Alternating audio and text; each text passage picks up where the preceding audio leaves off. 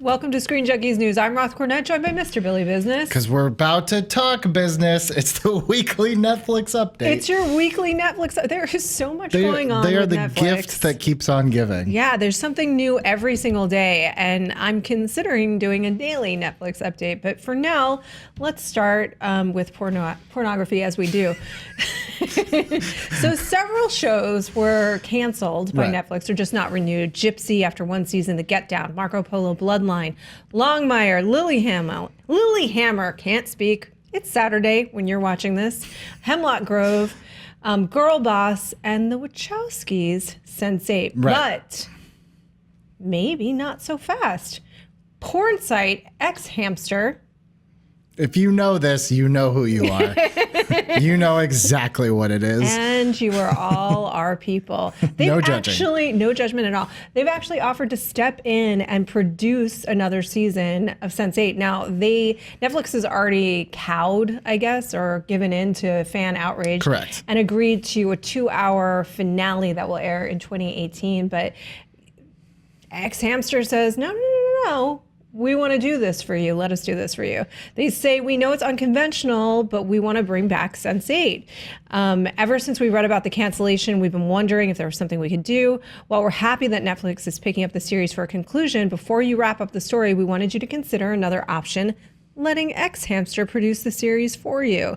They say that the polymorphous perversity is hard sell, but they are buying. They're buying. This is strange. It almost seems like a publicity stunt for them. This is not a clickbait segment. This is 100% true. They also were very clear this would not be a parody. This would 100% be a season 3 of Sense8.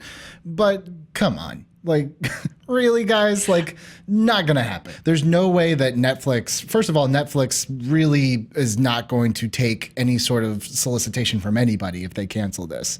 I really don't think that someone's going to come in and give them money to continue the show and Netflix would do it. Well, there's a couple of different reasons why. One is Netflix is actually moving away from shows that they're licensing from other production companies. So they don't want to do that. They really do want to own and operate.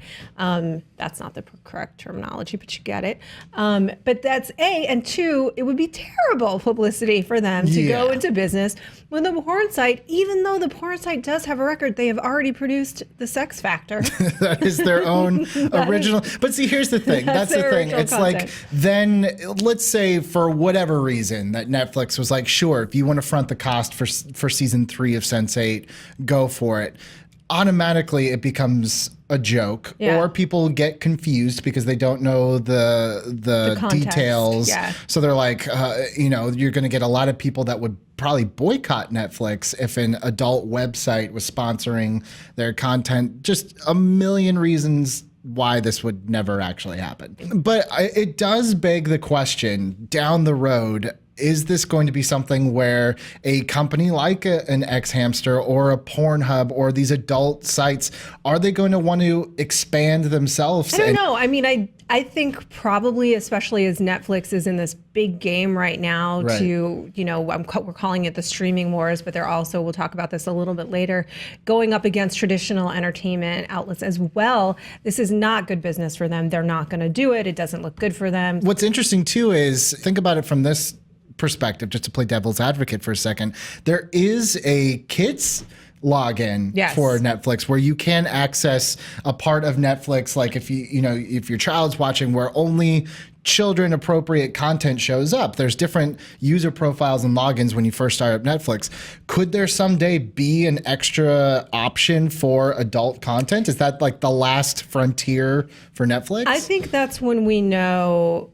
And we talked about this a little bit earlier, how networks sort of have a voice, right? That they're known for. ABC is geared primarily towards the female demographic. CBS is an older demographic, things like that. Netflix doesn't necessarily have a locked-in voice just now. They're chasing HBO. They're chasing HBO to be such premium content that everything they deliver is high quality. For them to open the door to porn in a real way, even if it was sort of a locked back door that that's the death knell. That's the point when you notice your local video store that the back section is just getting larger and larger and larger, and you know that that's sort of the end of that industry. Is my guess that if Netflix ever went that way, we would know that's really when it's going down the toilet. You may already be paying a Netflix tax that you don't know about, or you may be soon to pay a Netflix tax that you don't know about. Yeah, depending on where you live, this is a story that's relatively new, but some places, including Chicago, I'm looking to see Alabama, Illinois, Louisiana, Maine, West Virginia, they've all considered, and some of them have adopted taxes on streaming content. Now, we saw, I believe it was a couple months ago, that finally every state was now getting taxed for Amazon purchases. Which created a big uproar. Now with streaming services, basically what it is, they're saying that, well, you used to go to Blockbuster and you used to rent a video from Blockbuster and that was taxed. Well, now that the paradigm has shifted, you're no longer getting taxed on this good. And basically the states are saying, well, that's not fair. We need to recoup that revenue. Of course, Netflix is going to fight this, but Amazon lost this fight. Is Netflix going to be up for the battle? I think Netflix will probably lose this fight. I think they'll probably bury it as much as they can. What it amounts to is about an extra $1 a month, which is $52 a year, which, I'm sorry, this stuff really does add up. I'm paying so much in different, we've talked about this before, personally in different services each month. And I think for a consumer, it is one of those things where you really have to start to consider the total cost. It goes from $9.95 to $10.95. Right. So in Chicago, they used to have a 9% amusement tax. That was mostly for sporting events or concert tickets. They applied this model to streaming entertainment. So, for example, for a typical Netflix or Spotify, which is $9.99 a month, that tax translated to an extra 90 cents, which would bring that to $10.79. Now, again, at first it might not seem so bad, but like you said, if you have Netflix, Spotify, Hulu, Amazon, then that's where it starts to add up. And potentially with all these services you have, that's where it could get like $50 extra or whatever the case may be. Eventually it's going to start hitting you. But again, this may just be completely unavoidable. It seems like it is a little bit unavoidable. And how this all shakes out in the end and how the consumer is impacted is largely going to be dependent on the quality, like we were just saying, the quality and the variety of content that Netflix has to offer, which is the battle that they're currently in, right? So one of those battles, and we've talked about this previously, is with Disney. Disney announced that they were pulling their films from Netflix. This does not apply, as we've talked about previously, currently to the Marvel Netflix television shows. We don't know how that may actually shake out in the next couple of years, but the good news on that front is that Disney's gone back into negotiations with Netflix for the movies from Marvel specifically and Lucasfilm to go past 2019.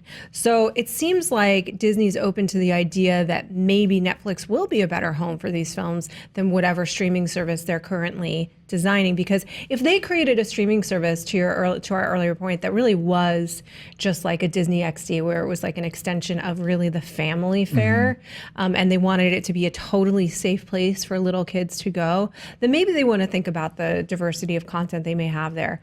But it seems unlikely to me that a streaming service that's so narrow will really work, but maybe I'm wrong. Maybe families will really love that. What do you think? It's interesting because, after we did our video, it was like the next day that they said, well, we're still in negotiations about the other properties, which made me think, we always talk about that Disney vault. It's going back in the Disney magic vault. Right. Part of me wonders now, with everything that's going on, if this streaming service is going to be that vault and you can access that vault at any time for a price, as opposed to things, like a Pinocchio, which is available for like a calendar year and then gets put back out of circulation for 10 more years before another edition comes out. We see it all the time, and I'm wondering if maybe because now they're starting to come around again with like Lion King just came out this last week again, but everybody already had it on Blu-ray. I'm wondering if this is a way to maybe the old vault system isn't working. It's a lot easier to torrent things nowadays, to pirate things. Maybe we just offer the entire vault for one price and just get it where we can. Sure, and I think that a lot of people would. But to your point, it's very difficult to maintain something like that when people can steal and they can tour and they can get it elsewhere. They have to be offering new things as well. They have to be offering original programming. And I think maybe the debate they're having with themselves right now is, I wonder how much Netflix is willing to offer to go past 2019 with the Lucasfilm and Marvel movies, right? So if it's a high enough price, maybe it's worth it to them to create new original content to have on that streaming, use that capital basically to create new original content to have on the streaming service to make that valuable to Disney. I'm not sure. Which is tough because we'll never truly know from Netflix, like, you know, they added Rogue One and Doctor Strange. We will never know like how much of a percentage of people that have Netflix either A, signed up for that ability to watch it, or B, even watched it at all. But if you go back to just the theory of like Disney just focusing on their old content, there may be, you know, you're talking about, well, they need to create new content. That's kind of the gem of the idea of a vault, because a lot of it will be new in essence, or at least new to you. A lot of things that maybe wouldn't have been profitable enough to do an entire run of like a Blu-ray pressing of something that is easier to throw up on a digital platform. We've seen them do this with their Disney Movie Club, where you can sign up to get Disney Blu-rays from them, and then they'll throw you like for example, like Honey, I Shrunk the Kids, which you can only get from them. But imagine now paying $10 a month and you can have that access completely. I'd be curious to see how consumers would respond. I mean, me personally, the Disney Vault is certainly very attractive to a lot of people. And the Disney Vault, so that we're just saying this, we're not talking about a magical place that we can break into. It's not a real actual vault. As far as we know. As far as we know, but... but it's just kind of like like Billy's been saying, they put certain films into release and then they take them back. They make it very difficult for you to just easily access the Disney movies. And they do that on purpose, creating a supply and demand, like a lack of supply so that hopefully demand will raise. They may do that. I still think that they would have to create original programming, a live action Star Wars TV show, something premier to really cast as wide a net as possible when these streaming sites are so competitive. There's so many different things available. There's just so much to watch. That is my take on that. Netflix, it's really funny that they're still kind of like, they're flirting, but I feel like they're also mad at each other, Netflix and Disney. Yeah, they're definitely weird. In business together and competing at the same time, which has got to make some of these negotiating rounds pretty complicated, because Netflix, earlier this week, end of last week, I believe it was on Sunday, it was announced, made a huge deal with Shonda Rhimes of ABC fame, who did Grey's Anatomy, she did Scandal, she did Private Practice, How to Get Away with Murder. She had her own television block on ABC. This woman is a juggernaut. So they made a deal to secure Shondaland, which is her company, basically take it away from ABC. And she is going to be developing original content exclusively for them. She negotiated to end her contract with ABC earlier.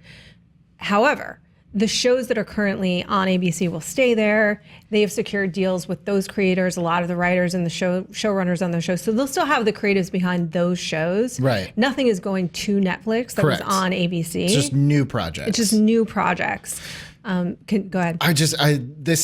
That's why I just feel like there's so much more to this story. Even when we came out, and said like, what does this mean for Defenders and everything on Netflix? And then people are like, well, no, it's still staying. It's like, for now, because clearly there's so much going on. You don't steal Shonda Rhimes, and basically that's, that was the linchpin of ABC's lineup for quite a while. It was basically their version of must-see TV, which was on NBC for many years. And if you guys don't know, so Disney owns ABC. So basically, this is a hit to them and one of their most profitable creators. Now Netflix has got her. And it's an interesting thing to me because I'm just thinking about the kind of deals they're making. This comes in the wake of doing the huge acquisition for Millar World. It's the ping pong game. Every time that Netflix makes an announcement, there's a Disney announcement to counter it. And it's just going back and forth. It was, okay, well, we're going to do our own service. Okay, well, we're going to get our own comic book with Millar our world, it's like, okay, but then we're going to take Shonda Rhimes. Like, there's something clearly happening behind the scenes here where they're not getting along, but they're still trying to do business somehow. I wonder if this is like some sort of negotiating tactic, but that's big to take her off of, because Grey's Anatomy and everything, while it's still running and it's still doing fairly well for what it is, it's eventually winding down. Well, I think the interesting question as a viewer of this unfolding for me is, is Netflix in a question with itself about like, should we have, I watched Grey's, Sure. I love her. I watched it way too long. Well, and that's the thing with TV shows, like when they're on the air too long, they Right. inevitably start to crumble. But I watched the first 2 seasons of How to Get Away with Murder. Anyway, long story endless, my point is they saw a huge spike when they had those Adam Sandler movies, a huge spike in subscriptions around that. And so I feel like they're trying to balance having really quality programming that's going to get them 2 zillion Emmy nominations, right? And having programming that's really going to drive a subscriber base because it's just so popular. Right. And I feel like that's what she can deliver, is a really popular television show.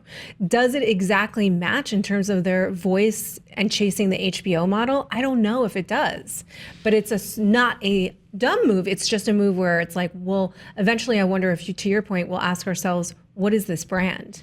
I feel like we're already asking ourselves, what is this brand? How does the same brand that has like the Adam Sandler Magnificent Seven, whatever it is, also have House of Cards? Like, Right. And maybe maybe their brand is to cast the widest net. There's something for everybody, but like in terms of brand identity, it is kind of hard to pinpoint. I do think this is a great acquisition for them because while I think her other shows are losing steam, or some of them I think are off the air now, I don't think that she's out of steam in terms of coming up with new projects for them. So while Grey's Anatomy was great at first and then it kind of fell off a little bit, I do think she's capable of bringing some like Emmy-worthy stuff, Absolutely, she is. I mean, she is to me, this woman is like a creative genius, and she not only knows how she makes great television, especially those first few seasons, but it's also very addictive television. That's a powerful combination. That is a Game of Thrones combination. Right. So I do think you're right. She could make programming that is Emmy-worthy, but I think it'll also be hugely popular. It won't be niche. I think it can have a wide net. And that's a very smart move on their part. And she actually hasn't, I think, herself been behind the creation for the last 6 years. I bet she's aching to get in there and write and develop and get creative again. She's just been running so many things. I think it'd be really interesting to see what she comes up with now. But this unfolding streaming wars, and it's just, again, it's like not just streaming wars. How is Disney going to counter this? That's what I want to know. Your move, Disney. What are you going to do next? Maybe they go into business with xHamster and part of me wonders if Disney quietly pushes for that Netflix tax. Like what's next in their negotiating? And I want to know, like, are they friends? Are they frenemies? Yeah. Is this good for us? Are they friends with benefits? What's going on, Disney and Netflix? What are you doing? I think ultimately, in the end, it will be good for the consumer because all of this competition is yielding really great television right now.